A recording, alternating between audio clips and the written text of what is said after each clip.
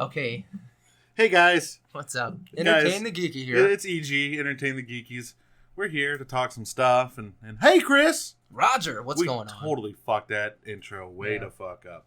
Don't you hit stop. Don't hit stop. Don't hit stop. Fuck it. We're just going to roll Fuck with it. it. Remember, we're back. We're back. We're back to our old selves. We're no longer going to be the loud, obnoxious sons of bitches we've been the past month or so. We're going to actually talk about some nerd shit. Yeah. We're going to talk about fucking Dark Horse comics. Let's do it. Let's talk about... So I don't know. How much do you know about Dark Horse? I've read a few Dark Horse titles. I am not super well versed in Dark Horse, though. What do you like? Like if you were reading Dark Horse, what would you read? I don't know. I like the Dark Horse one shots. Really? Like Dark Horse Presents? Like Dark Horse Presents. Like that's where we're gonna start. Shoot. So in 1986 is when they were founded. That's what they started. They started with Dark Horse Presents and some stupid thing about a bear. You want to talk about Dark Horse? Let's talk about Boris the Bear. Star Wars. Well, no, that's it. Like we were gonna get there. Well, let's do the big hits. All right. They're the ones that gave us the first Aliens comics. Yep. They're the ones that gave us the first Predator comics and the true Predator 2 sequel. They gave us Aliens versus Predator not as just comics, but actually as a franchise. Yeah. It's because of them we have AVP. Yeah. Not Fox. It's because of them. They gave us Sin City. They gave us Hellboy, BRPD, Buffy the Vampire Season 9. I was actually, Hellboy is the one that I was going to bring up, but I didn't want to sound too cliche. Usagi Yojimbo, Umbrella Academy, Conan, fucking Star Wars. Because of them... Let's talk about Star Wars, because Star Wars has been all over the place. Star Wars started at Marvel. Yep. And then it ran for, what? Super short.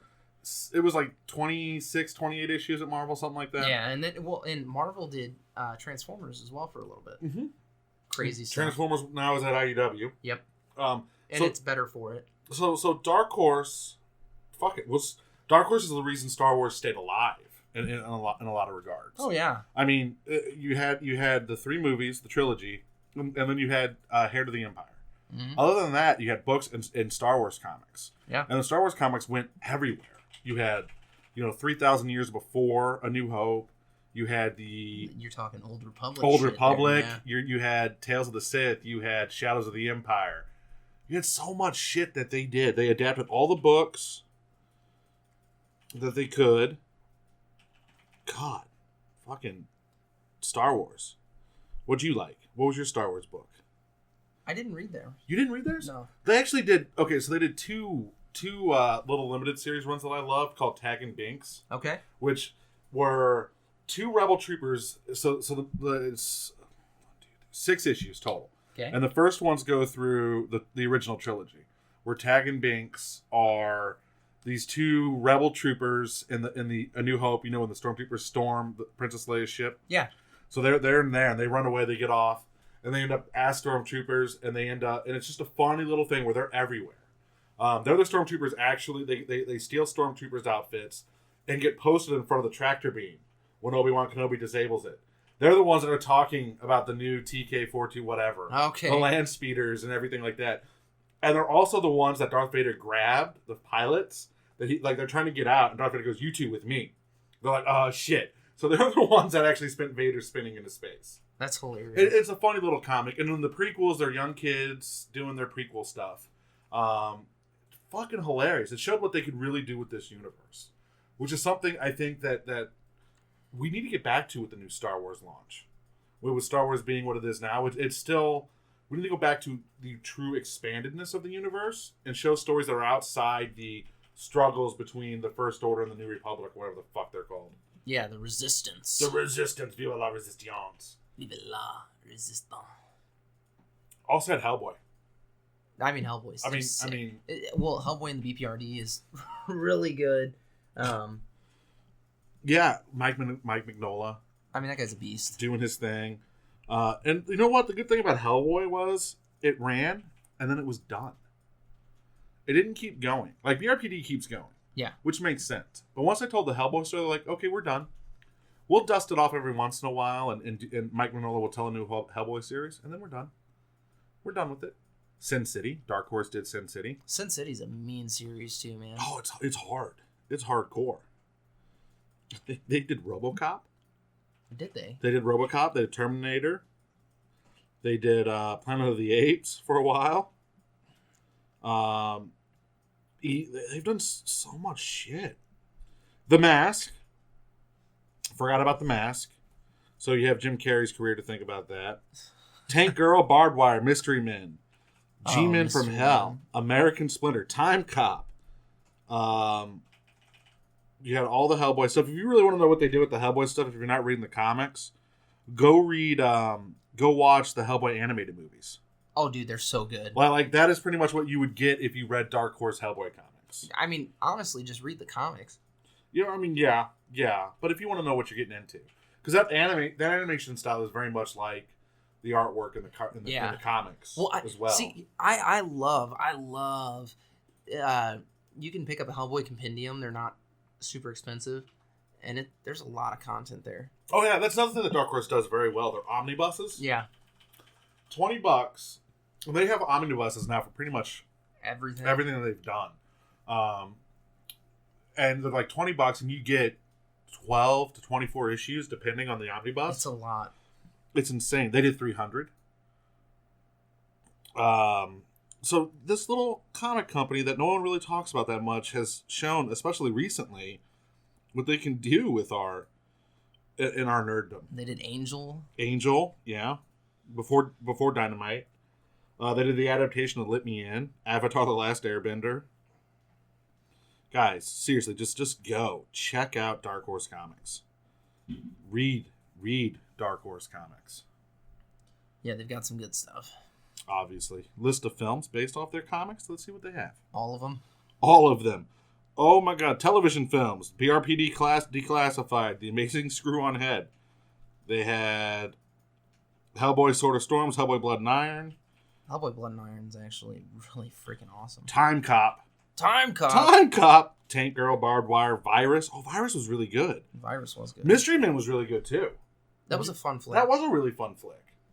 Like Dark Horse, I feel now that like Dark Horse has gotten a little more mainstream. Yeah. Like to me, Dark Horse was the original IDW, an Image type thing.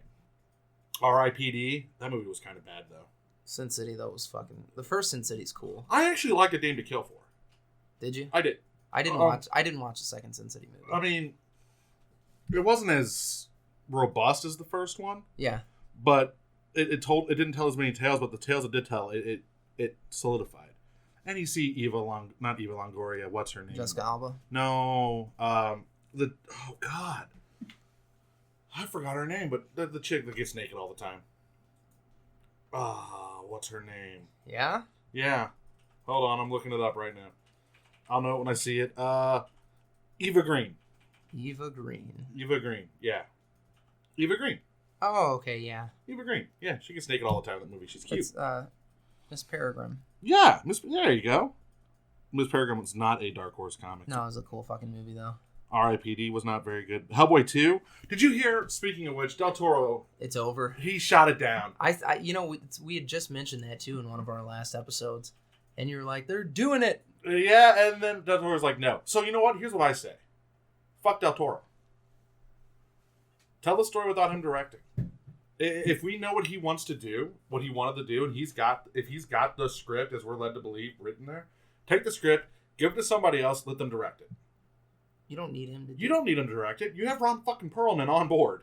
I mean, that's the thing. You don't even have to have him write it. No. You know what he wanted to do? He's talked extensively about what his plans were for the third Hellboy movie. So just fucking do it. Don't have him direct it. If he's too busy doing whatever he wants to do, let him go do it. Just get fucking Ron Perlman, Selma Blair, and the guy that played Abe, and go make the third Hellboy movie. And the guy that played Abe, whoever that was. I don't fucking remember his name is. You can get Benedict Cumberbatch for all I care. That guy's just cool as everything. So okay, who would you pick to direct the third Hellboy movie? I know who I'd pick. Who would you pick? If Del Toro's out, but you have an unlimited list of directors. Ooh. I would actually like Quentin Tarantino to do it. Fuck Quentin Tarantino.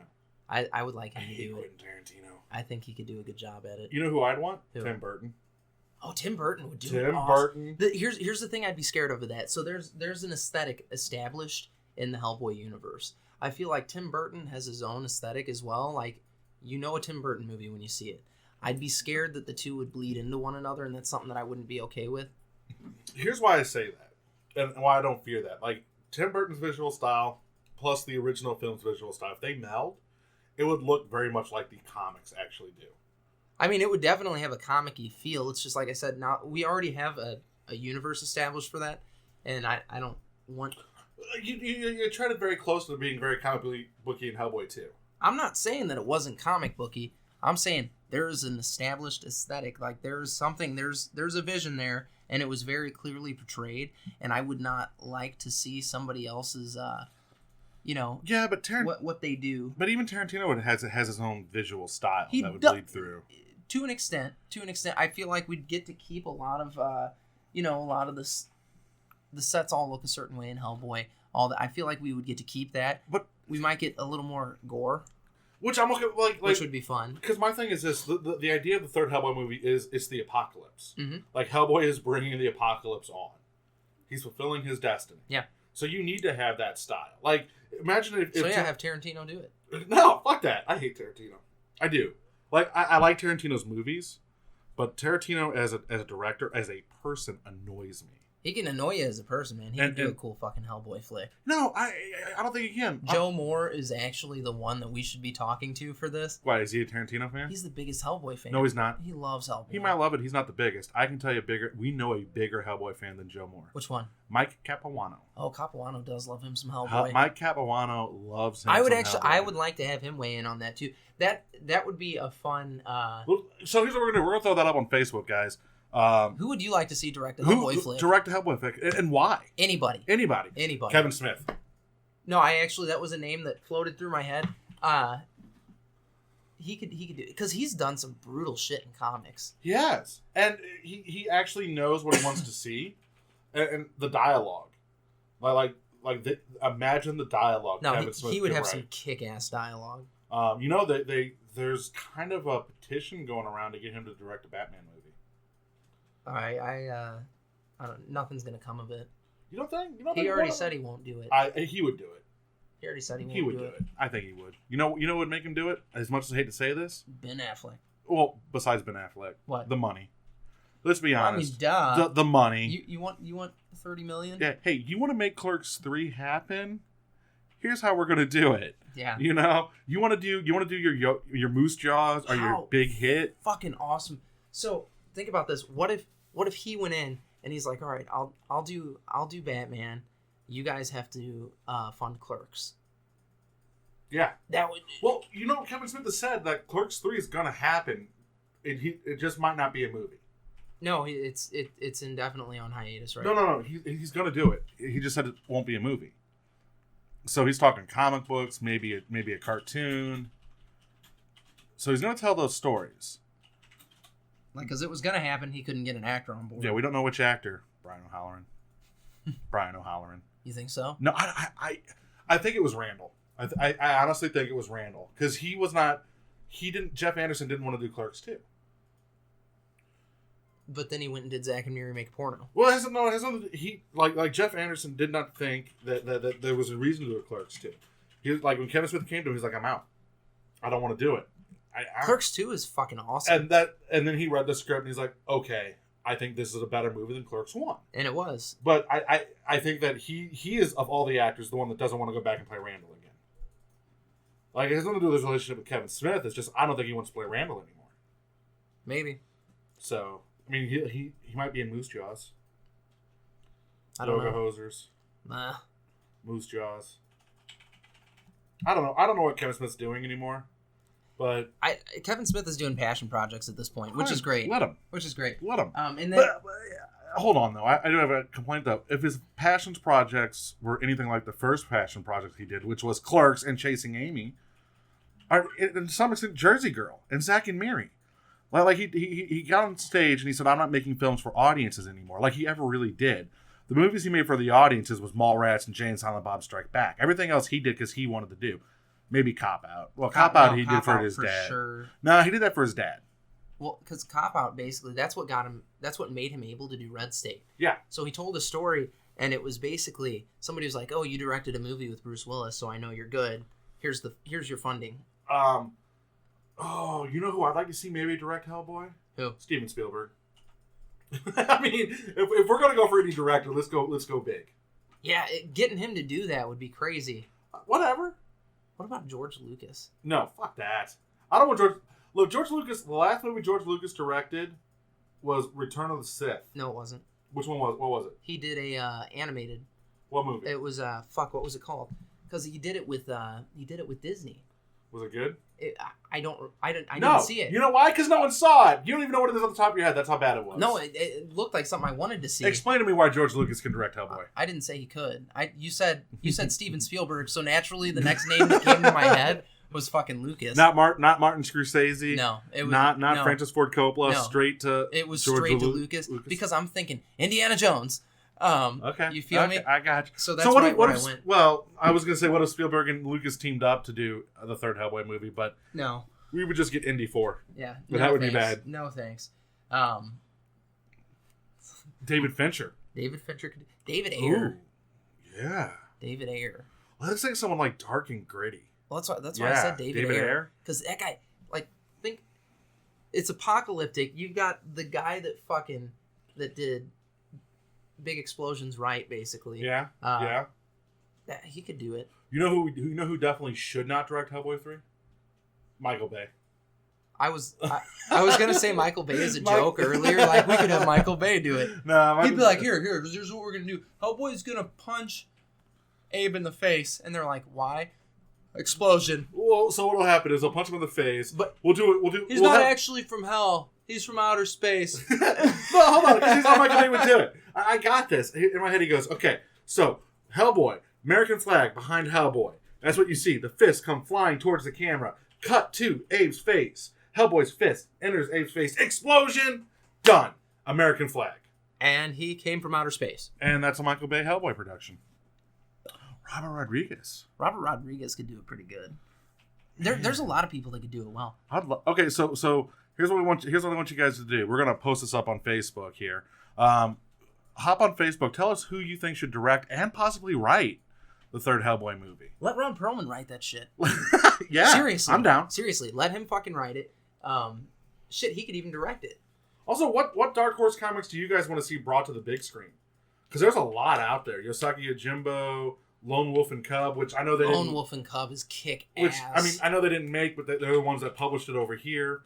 Yeah, hop on. Tell us what your favorite Dark Horse titles are, because I know we missed them. Chris and I aren't the biggest knowledge of Dark Horse, but we actually love the work that we've seen. Yeah, we love the work that they've done. Oh, they're the ones that did Breath of Bone.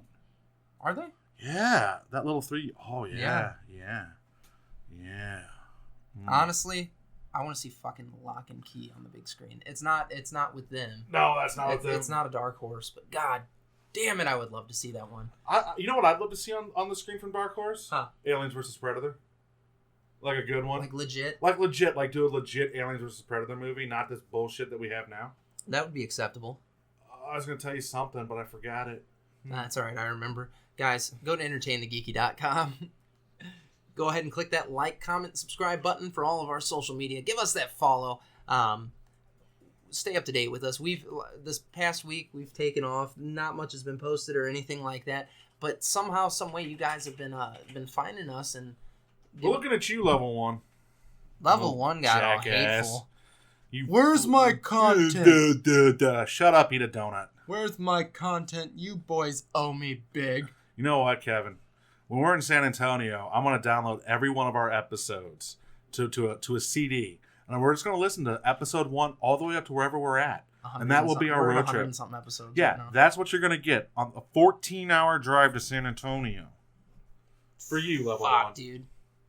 Well, the first few episodes we probably got. Oh, we've got 14 hours of content. More. And we're going to, like I said, I'm downloading it all onto a CD. I'm going to pop it in the CD player and just go. When you said pop it on, I was like, pop off a piece of my dick. My dick! So yeah, give us that social media love. You got I anything got nothing. to add? Nothing. I got nothing. Guys, stay geeky.